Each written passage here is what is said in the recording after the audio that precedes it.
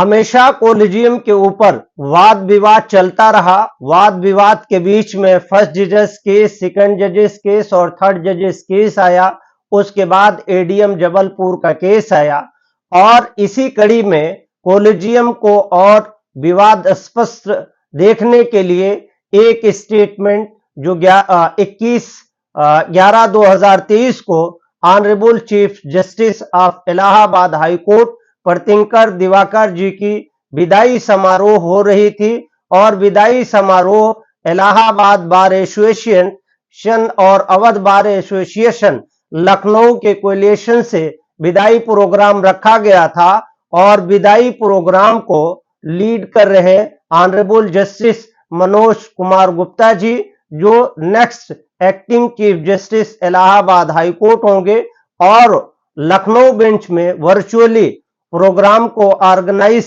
कर रहे honourable senior जज AR मसूदी साहब। दोनों के स्पीच के बाद, विदाई भावभीनी स्पीच के बाद, ऑनरेबल प्रतींकर दिवाकर जैसे ही अपनी स्पीच की ओपनिंग किए, उन्होंने कहा कि पूर्व चीफ जस्टिस ऑफ इंडिया यानी जस्टिस दीपक मिश्रा के जरिए उनको अनड्यू एडवांटेज काम करने के लिए और कई एक सीरियस एलिगेशंस लगाते हुए ये कहा कि छत्तीसगढ़ में उनकी स्टैंडिंग वकालत थी, इसीलिए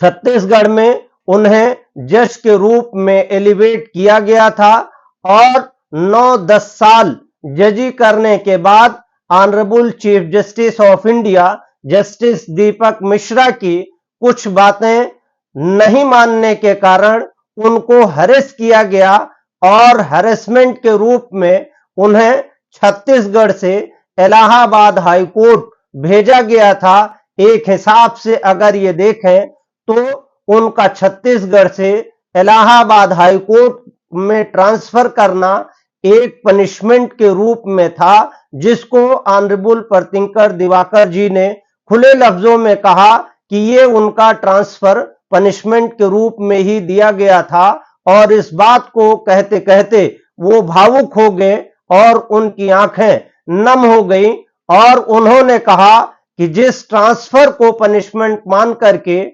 जस्टिस दीपक मिश्रा जी, जो पूर्व CJI हैं, उन्होंने किया था, लेकिन मैं अपने काम और लगन को लगातार जैसे ईमानदारी के साथ छत्तीसगढ़ में कर रहा था, उसी तरीके से मैं लगातार लगा रहा और मेरे लगन और काम करने और बार एसोसिएशंस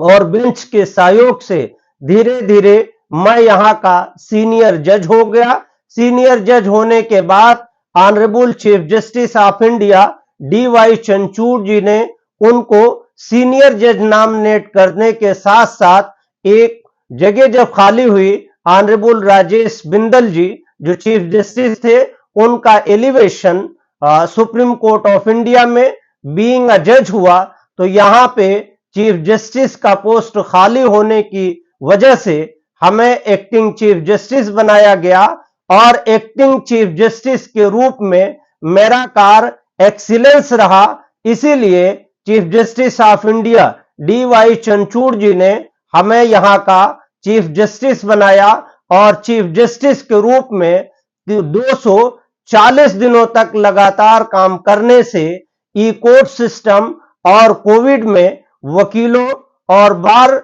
और जूनियर सीनियर्स को लेकर के तमाम डिस्कशंस करने के बाद और तमाम तरीके से इनॉग्रेशंस किया, तमाम फैसिलिटी प्रोवाइड की, ई फाइलिंग के सेटअप किए और ई वर्चुअल हियरिंग, हाइब्रिड हियरिंग, तमाम तरीके के इंफ्रास्ट्रक्चर को डेवलप किया, लॉ रिपोर्टिंग को डेवलप किया, रजिस्ट्री को डेवलप किया। एक हिसाब से ये माने तो ऑनरेबल दीपांकर जी की